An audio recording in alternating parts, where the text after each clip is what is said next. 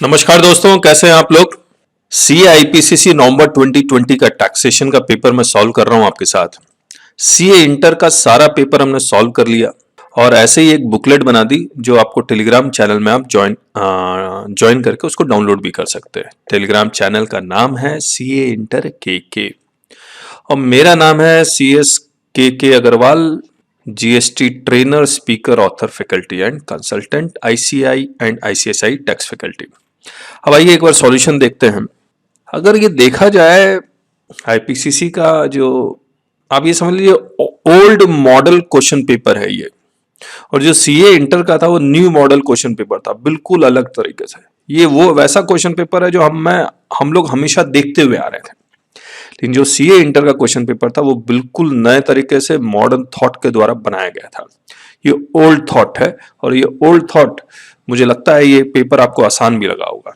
आइए पढ़ते हैं। Mr. Jayaprakash, aged about 40 years, is an authorized wholesale distributor of fertilizers, dealing with fertilizers and other agricultural products. Given below is his trading and profit and loss account for the previous year 1920.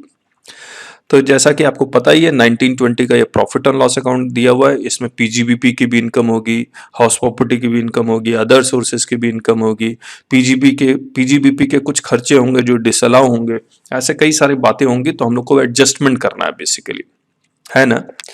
तो अब अगर हम लोग देखें तो हमने क्या किया है कि यहाँ पर हेड नोट में हमने बहुत सारी चीजें लिख ली है एडिशनल इंफॉर्मेशन के बेसिस के ऊपर, और सॉल्यूशन हमने इस तरह से प्रेजेंट किया। आप इस तरह से नहीं प्रेजेंट करेंगे, ये तो आपको सिर्फ एक हिंट देने के लिए है। अब आइए देखते हैं नेट प्रॉफिट कितना दिया हुआ है क्वेश्चन में। नेट प्रॉफिट 7543815 हमने यहाँ पर वही लिख लिया, और अब मैं आपको एक एक करके एडजस्टमेंट बताता जाता हूँ।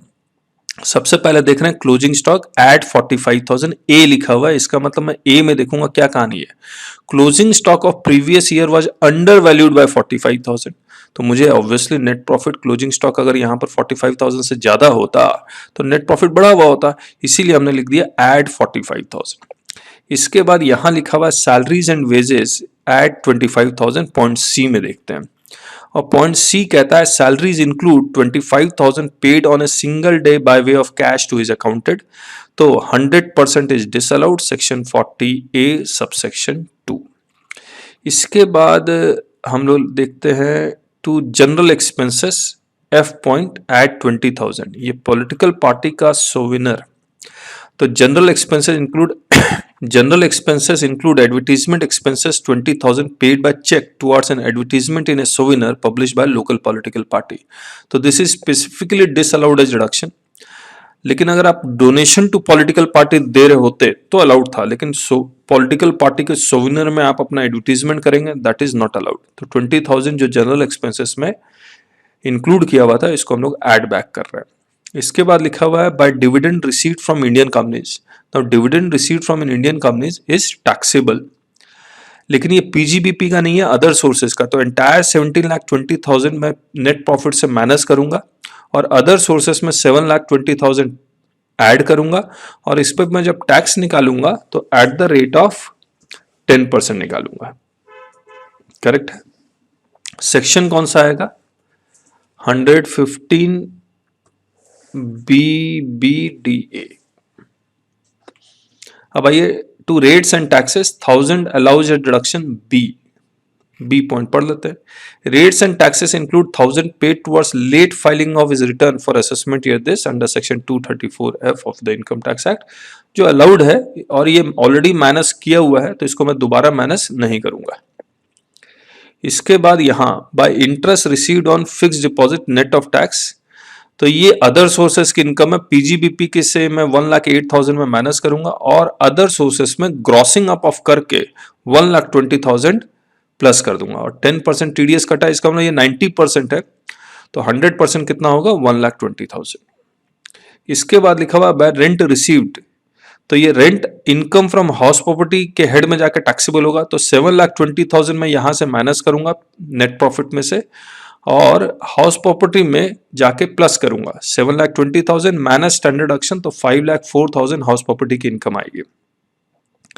इसके बाद इंटरेस्ट पेड टू एनबीएफसी और डी पॉइंट में लिखा हुआ है कि interest paid on loan of 10 lakh taken from NBFC, out of the loan amount 2 lakh was use for personal purpose, यानी कि 20% पर्सनल पर्पस के लिए। तो इसका मतलब ये हो गया कि मैं जो इंटरेस्ट आपने 1,20,000 दिया, इसका 20% विल बी डिसअलाउड, तो मैं 24,000 इस नेट प्रॉफिट में ऐड कर दूंगा। इसके बाद लिखा हुआ no TDS was deducted while repaying the loan, तो मुझे कहीं लिखा हुआ नहीं मिला रीपेमेंट ऑफ लोन कुछ कर रहा है, तो मैंने इसको इग्नोर कर दिया। आपके पास अगर कोई और इंफॉर्मेशन है तो आप कमेंट बॉक्स में जरूर से लिखिएगा। इसके बाद है इनकम टैक्स रिफंड। ये इनकम टैक्स रिफंड में ये इनकम नहीं होती है, तो 18,000 मैंने माइनस कर दिया, लेकिन इस इनकम टैक्स रिफंड में जी पॉइंट में लिखा हुआ है कि income tax refund includes 2,000 towards interest, तो ये 18,000 मैं माइनस करूंगा और 2,000 अदर सोर्सेस में ऐड कर दूंगा। फिर ये डेप्रिसिएशन है 1,82,000, एच पॉइंट में लिखा हुआ है कि depreciation charge is as per income tax rules. However, it does not include depreciation on a new Maruti van purchased on 23rd September for its business use. तो इस न्यू मारुति वैन का मुझे depreciation 15% के हिसाब से रेट है वो motor car का, वो मैंने माइनस कर दिया, और हाफ नहीं लगेगा क्योंकि लेस देन 180 डेज नहीं है। परचेज ऑन 23rd September है टू टिल 31st March, तो ये मोर देन 180 डेज है, तो पूरा 15% का डिप्रिसिएशन 31,500 अलाउड होगा। ये जो माइनस नहीं किया हुआ तो मैं इसमें माइनस कर दूंगा। तो ये सारे एडिशनल इंफॉर्मेशन का एडजस्टमेंट हो गए।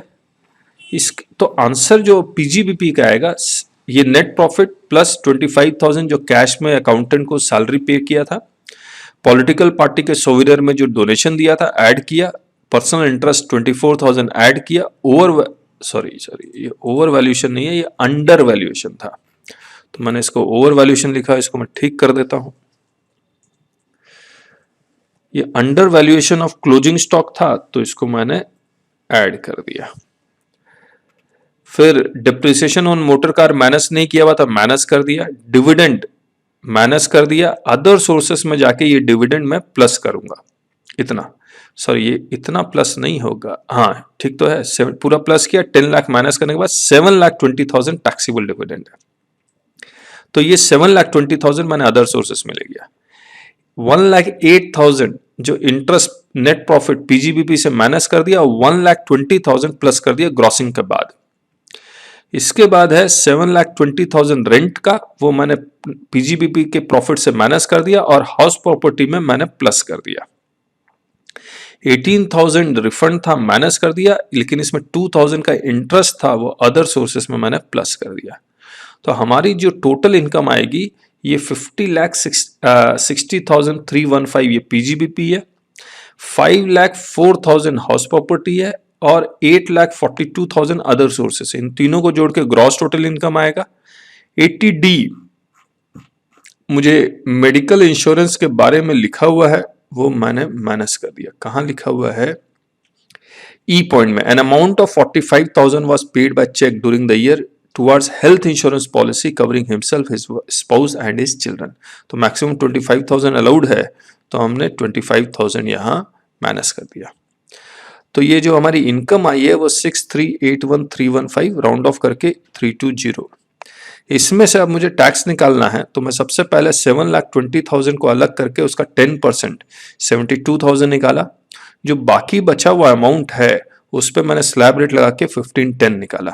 और आपको अगर मैंने एक्सेल में मैं आपको दिखाता हूं, तो ये आपकी जो इनकम है 6381320, इसमें मैंने डिविडेंड था और ये 6381320 में से 7,20,000 जो डिविडेंड है वो माइनस कर दिया, तो ये हमारी नॉर्मल इनकम आ गई। 10 लाख माइनस कर दिया तो ये इनकम आई, इस पर मैंने 30% निकाल लिया और 1,12,000 प्लस कर दिया, तो ये आ गया 1510897, तो राउंड ऑफ करके 898।